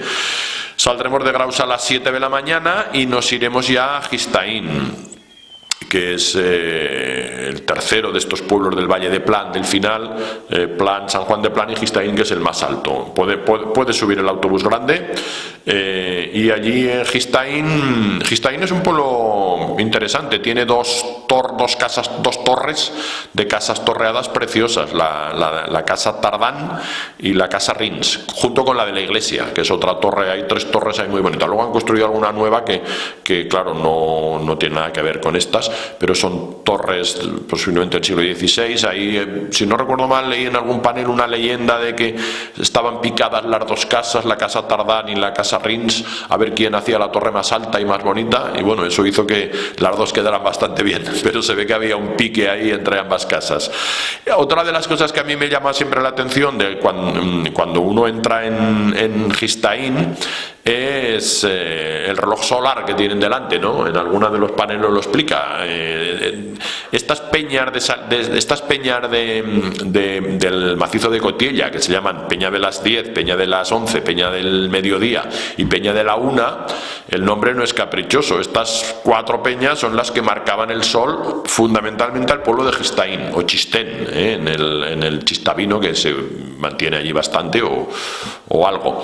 El Chistén es el nuevo, Chistau es el valle y Chistén es el nombre de Gistaín, Chistén. Pues para Chistén es donde esas 4 peñas hacían de reloj solar. Cuando estaba la peña encima de la de las 10, pues eran las 10.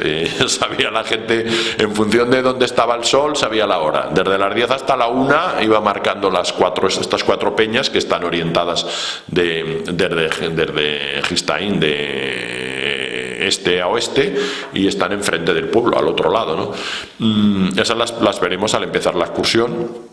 Y atravesaremos el pueblo, saldremos por me parece que se llamaba la Fuente de Cilla, y ya cogeremos, o la Fuente de Cilla, y ya cogeremos el GR19, ya desde el principio, porque el GR19 viene desde Vía 2, que es donde arranca. El GR19 es un GR exclusivamente sobre Arbense, que va desde Vía 2 hasta Muro de Roda. Tiene un ramal, el GR19-1, del que hicimos este año una excursión, que fue, tú las has hecho las 2, porque en una estuviste preparándola con nosotros, en las 2 estuviste preparándolas. El GR19-1, uno de los ramales va de Tella a Bielsa y el otro de Bielsa a Sin, o de Sin a Bielsa, por el Collado de la Cruz de Guardia, que la teníamos que hacer el año pasado y la suspendimos, y que ya anuncio que casi seguro vamos a poner en el programa de este año que viene, que ya estamos preparando. Y luego la otra es la de Tella a Bielsa, que también hicimos. Esos son los 2 ramales del GR19.1. El 19, nosotros esta excursión va a ser íntegramente por el GR19, por eso está incorporada al programa Conocer Aragón por GR. No sabemos todavía si la Federación va a fletar autobús para la gente que se apunte desde Zaragoza, o se van a incorporar a nuestro autobús. Nosotros, esta es la 3ª excursión que hacemos este año dentro de este programa.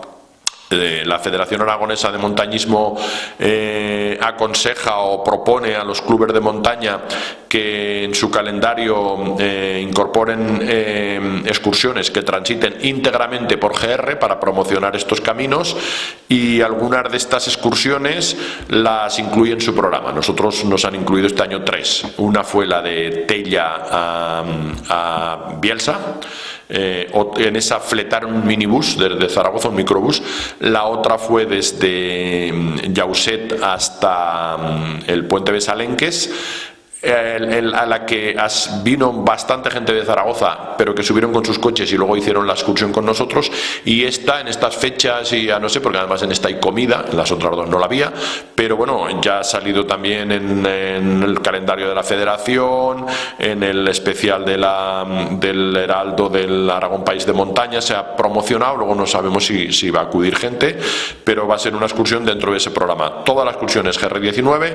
De Gistaín nos iremos hacia Cerveto. Es una excursión muy bonita porque, aparte de los paisajes que son espléndidos, se pasa por varios pueblos. Desde Gistaín vamos a Cerveto, es un pueblo pequeñito donde pusieron una placa en recuerdo a Miguel Servet, que posiblemente fuera originario de allí, aunque algunos, y esto ya es una fiebre, lo consideran también catalán, pero posiblemente parece que no.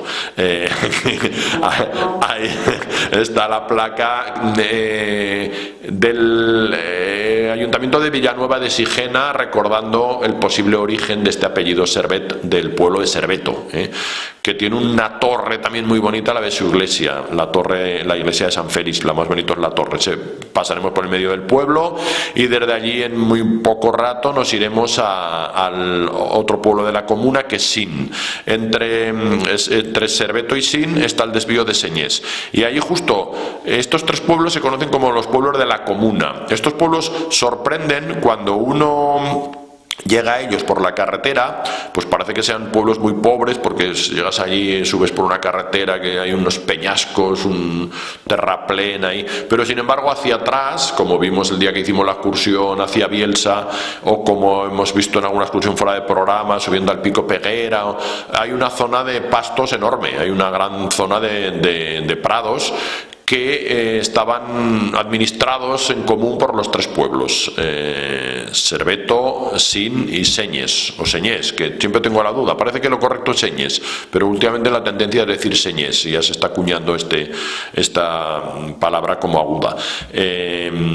Estos tres pueblos se conocían o se conocen todavía como los pueblos de la comuna, y justo en un punto equidistante de los tres pueblos por el que pasaremos nosotros estaba la antigua iglesia, la antigua ermita de Santa Lucía, de la que no queda prácticamente nada. Allí hay un panel que dice que estaba allí, yo no he conseguido ver restos, pero parece que se pueden intuir más o menos. Pero en ese punto, durante mucho tiempo, era el lugar donde se reunían los tres pueblos para tomar las decisiones de la comuna. Desde este punto iremos a Sin, tiene una iglesia parroquial muy bonita. Desde Sin hay una subidita, lo más pronunciado de la excursión, pero corta, al plan de Sevillún, con B, Sevillún. Hay unas vistas ahí estupendas, una zona de prados, y desde allí bajaremos ya en una bajada bastante pronunciada, pero cómoda, por bosque, bojes, robles al principio, como ha habido antes, pero luego ya pinos, luego ya la última parte pinos, hasta Salinas de Sin. Allí hay unas casas de una urbanización hidroeléctrica, de una central que hay allí, y llegaremos justo a la confluencia del río Cinca y el río Cinqueta, cruzaremos el puente y nos iremos al mesón de Salinas a comer entre las 2:30 y las 3 calculamos. Con que esa será la excursión que contaremos en el próximo programa. Esperemos que la gente se apunte. La excursión es suave, es más bajada que subida, no tiene ninguna dificultad, camino bien marcado, y luego haremos una muy buena comida, la segunda comida de otoño después de la Dobarra, en este caso en el mesón de Salinas, en el Sobrarbe. Con que eso es todo. Vamos haciendo excursiones fuera de programas y entre semana. Este fin de semana haremos también alguna, y estamos preparando ya, y con esto termino, el programa del año que viene. Estamos ahí pues encajando las diferentes excursiones en las fechas y intentando sacar adelante un programa atractivo para tener el año que viene otra vez un año repleto de actividades y de excursiones por todo el Pirineo. Perfecto, pues ya me lo contaré. Ajá. Muchísimas gracias. A ti.